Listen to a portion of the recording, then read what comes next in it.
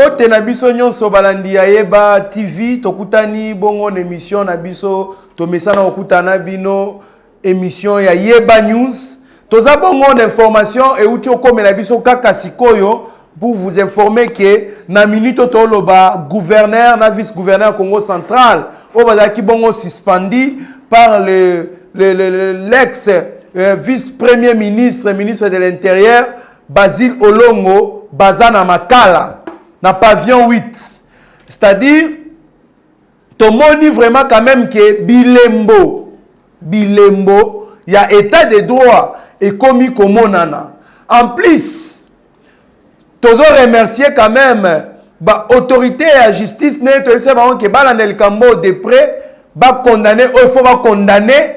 Alors, c'est que Mbela Nabiso et Komaki. Pour te dire que tu ti tokoyeba suite nango alors etika na minute oyo ba juger bango sko ba katela mutu na mutu etumbu na ye de côté oyo akozala blanchi yango wana tobaki en tout cas que justice na biso il faut ça msa nango po bilembo ya boye totika omona ngo te na régime passé ya bakonzi batu baza bakonzi basali mbeba bakangi bango pe bakoti makala non c'est vraiment un cas rare. Un cas rare. Ce qui va interpeller d'autres gouverneurs actuellement. Pendant qu'on y est, toza lissousou na régime passé. Quand même, malgré, il y a quand même le manger à boire, mais il y a quand même des signes qui prouvent quand même que non, moi, mon pépé, mon boye, ayez.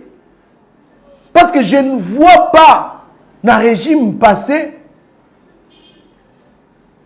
un gouverneur qui soit problème à Zanango, bakoti na makala. Non, c'était un régime protectionniste. Bazako protéger batu na bango, celui-ci protège celui-ci, celui-là protège celui-là. Donc bazan se soutenir. Oh ebi que non, oh ekomele lelo. Ngabe ekomele na lobby. Mais ce qui n'est pas le cas aujourd'hui.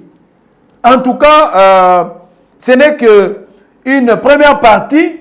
Il y a que ça les amis qui makasi puisque etikali basambisa bango ba condamner bango nyonso ba condamner plutôt ou ba condamner ba blanchir ou ba blanchir. Alors to komi na ngonga oyo sikoyo nde justice oyo la première étape pour justice à sali il y a collecte quand même que azana bonne volonté il y a qu'on appliquer ba loi ndenge sengeli ba appliquer yango parce qu'on pouvait dire que non tellement to kibino bozonga en attendant procès normal et banda. Mettons déjà ba tie bango na makala en pavillon 8 na minute bazolia ba benga ngoni vungule. Donc baza na kata kolia vungule malgré na yebi ke baza ba konzi bango baza bien équipé na makambo surtout. Donc c'est pour vous dire que c'est même pas pour blaguer ou faire quoi en tout cas ba na mboka scandale qui na likolo ya Congo central en tout cas et sengaki ba fruit ya boye attaque na ba kateli bango etumbuté ba fruit ya boye et ko motiver biso population te ba que ceux qui m'ont conduit tel asali erreur to ki pe ko chama kelele to ki pe ko telemela e pe asuki na etumbu. Donc situation qui très tendue, tu éviter nani a piégé qui nani, puisque ekoye banande na tango bakokate bakosambisa bango banande likamu ti na suka nango mutu na mutu akozana ba avocat na ye. Alors bakoye bakobimisa ba preuve nani asali nini, nani asali nini. En tout cas, coup de chapeau na justice congolaise. Malgré nos cas, tout le monde est bien la spécialité. Aux accords au 26 batubonga, un certain moment, que non, libération conditionnelle, non, contention avec sursis. Non, tout ça n'a pas ça, vérité. Ebima. Peli kamone, ningisa ki mboka mobimba. Et ningisi monde mobimba. D'abord, continent nyonso, il faut éclaircir la population. Nathan ba okata etumbu. Que tolande likamboyo kingani nde mutazaki une erreur kingani ndem tosali boye pour écouter ya bato ebele wa se comportera mabe de sorte que bayebana ko éviter oyo ekomeli baninga misusu. Surtout j'interpelle bakonzi misusu ba gouverneur ya ba province misusu parce que les gouverneurs se prennent pour des petits rois dans ba province. Il y a des gouverneurs têtus. On écoute ba yo ke la rata ba tu misusu te. Ba gouverneur moko dictateur. To vivre en un mandat passé. Ba gouverneur ba yo kaka mutu te. Un gouverneur qui se prend à aucun rappel à prisonnier politique. Non. Chers compatriotes, chers gouverneurs, chères autorités, tous en un état de droit tel que vous le prônez. Alors, il faut qu'on condamne, il faut qu'on condamne. Moutounion sont dans la liberté ya koloba. Ma bene ko finga. Ma bene ba chantage, ba diffamation. Mais quand quelqu'un parle bosolo, non, il faut boyo kaye. Aza la liberté à koloba. Aza la liberté, mais la Constitution lui reconnaît ce droit-là de parler, de dénoncer ce qui n'arrange pas le pays, ce qui nuit le pays. Parce que ça son yo biso toka ki monde mobimba. Tout ça qui appelle à Libana mboka ba tu bisika bazali soni. Ba ofinga ba autorité na biso ba venturier. Moussana bango ya ngwana. Débauche, ainsi de suite. Mais nous sommes informés quand même que c'était un gouverneur, le gouverneur c'était un gouverneur dépenseur de l'argent. Maboko Bank, donc, Koboaka Mongo, ambianceur. Bah, image, les réseaux sociaux, il y a un concert, Moroboui. Donc, c'est pour vous dire qu'en tout cas, Bakonzi, ya Congo bo changer. Bon changer puisque Congo est en pose à changement. Pour Congo changer, et ça élan, il y a développement. Il faut bien que tu konzambo ka Congo bo changer. Tokyo zana bakonzi o ba konzabiso bazo kanate entre bango na bango. Bakonzi ba se piéger pour que ça voit même mboka mobimba soni. C'est pas normal. Comment est-ce qu'ils peuvent se comporter de la sorte? Un gouverneur qui ne faisait que l'ambiance, qu'on dépensait un montant colossal. Et cependant, la population, basée en souffrance. Population, basée en bien. Population, basée en couranté. Population, basée en maïté. Ba transport ya malongate ba nzela ya malongate mais yé ba dépense na ba dépense eloko ne loko ezaka na suka na yango tozo kende malembe et je profite aussi pour interpeller gouvernement sikoyo uti okota soki tokutani na mutu kaka akwei na mbeba au détournement au gaffe biso media toko chama kelele kane to chai makelele na likambu ya Congo central toko chama kelele ti vérité ekobima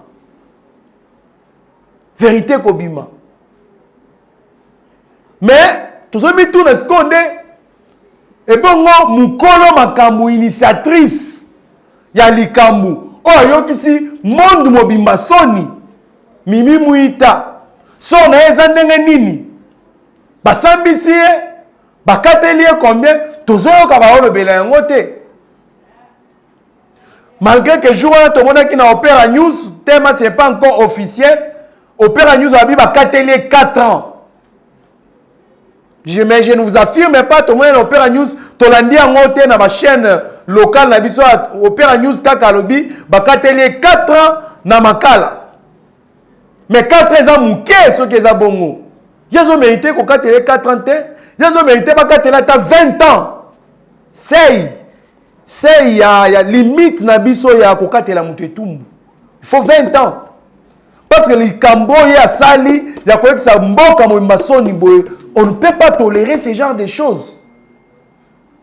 Et nous sommes informés que Aza Moutou Asali Bafanti rebelle jusqu'à tel point s'initia papa moko boye via la tortille ba ba kol na matete ba fa na matete ba ebi gang commerçant via la tortille azaki malade na mbeta l'hôpital azaki côté kalupangu na e na commune Kinshasa na avenue Kapanga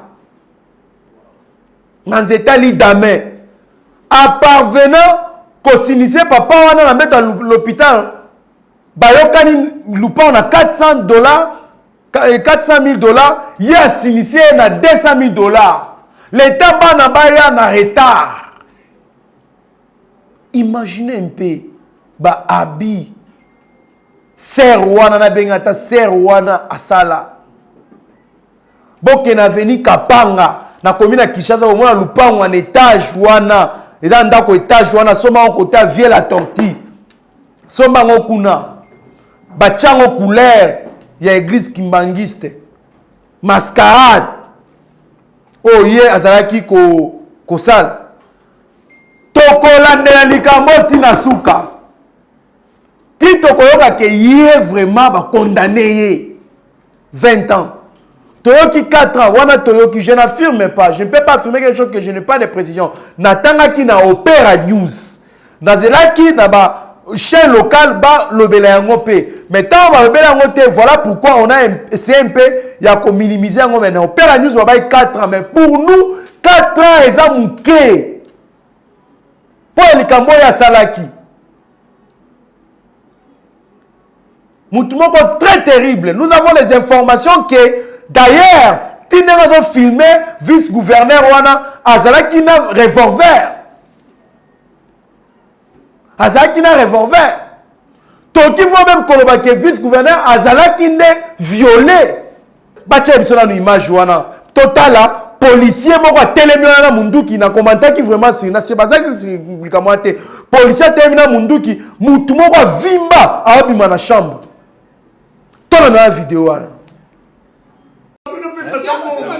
la fouka mi la fouka mi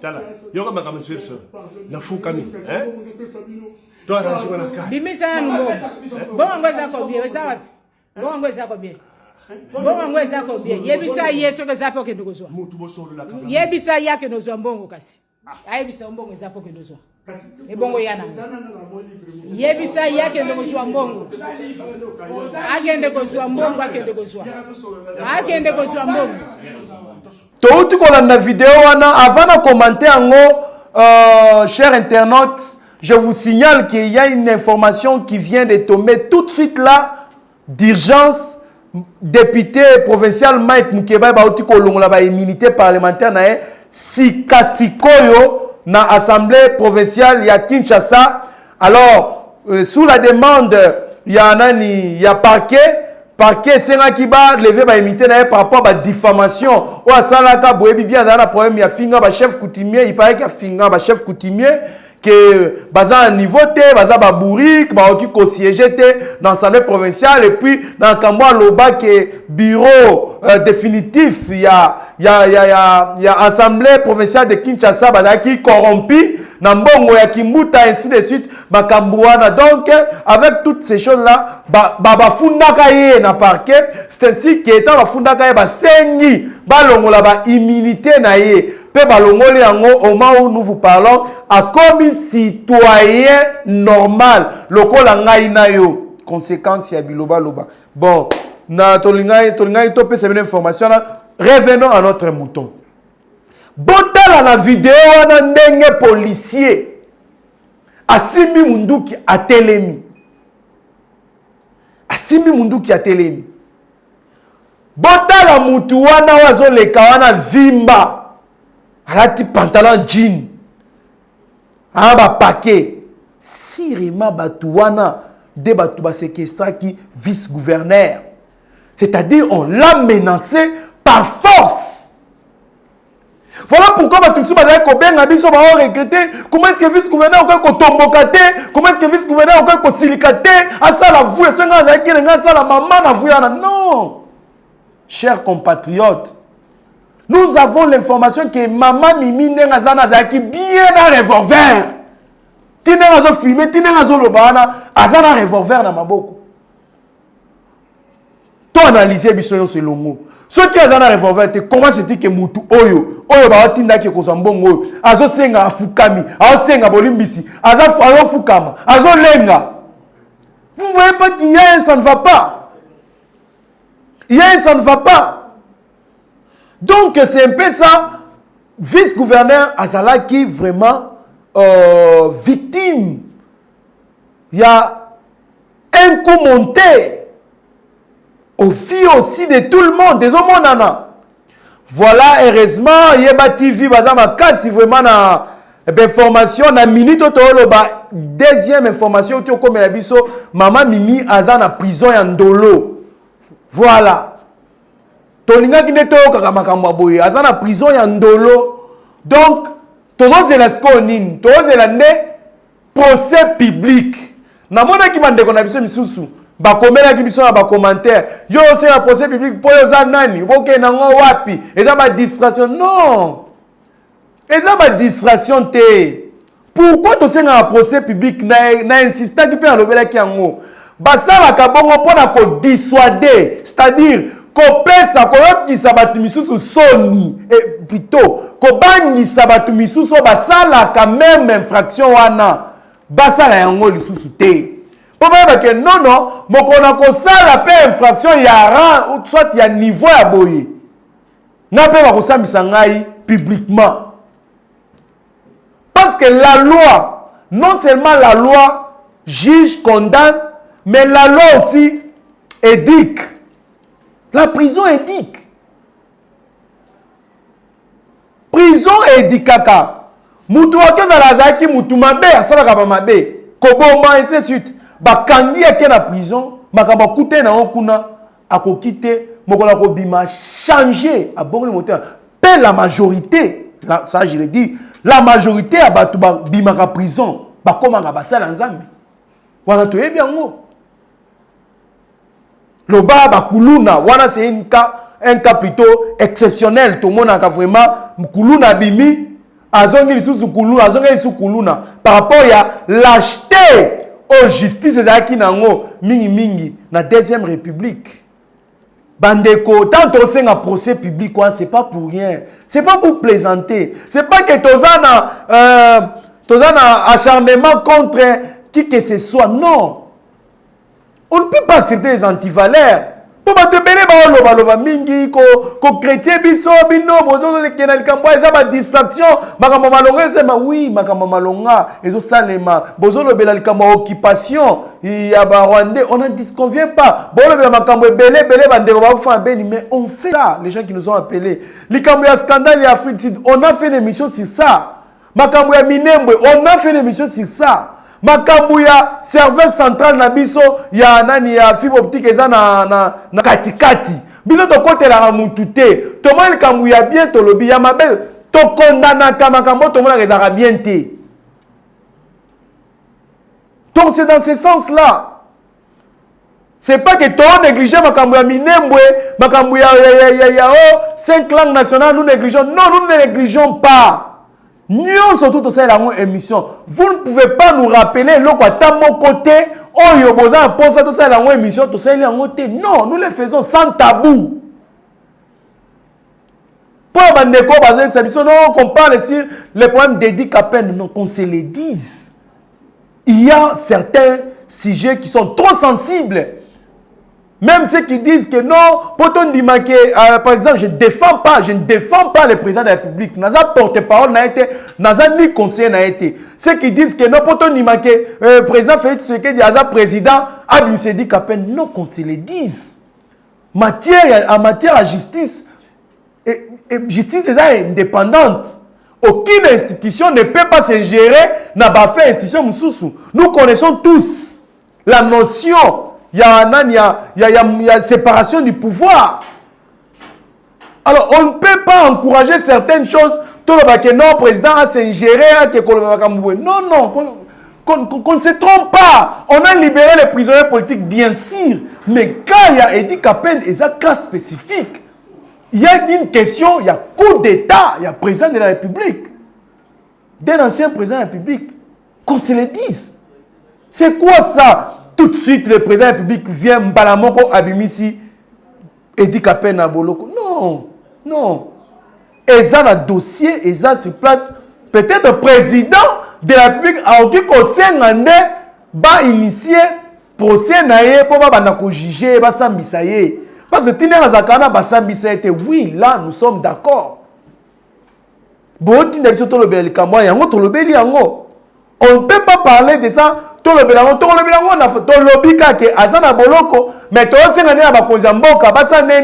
ba initier ba ebisa batu ba sambisa ye pour qui kozala na boloko bongo umele obe non ba sambisa ye ba condamner s'il faut condamner ba condamner officiellement.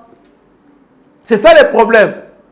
Mais Tokyo on a olobaté que non bonaboye ba bimisa ye non, on ne peut pas faire sortir quelqu'un qui est cité et peut-être impliqué na mort il y a un ancien président to bana kolobela ngo pas matin non qu'on se le dise. Bandeko toyo kanarako biso toza ba menace awa ya makasi qu'on se le dise. Toza ba menace ya makasi awa. Ba information pour pesa biso to saela ngo ba analyse. Donc c'est un peu ça Yeba TV ba pesa ka information na temps réel. To pesa ka nyonso sans tabou. Ezan information moko oyo bato basinkietaka nango bolobela boy oyo tolobela yango te non, même si on va pas entrer en détail soit en profondeur, mais quand même topesaka message et le cas de sorte que bakonzi bayoka peut pas répondre na ba demande ya population nazo zongela susu likambu ya Mimi Muita.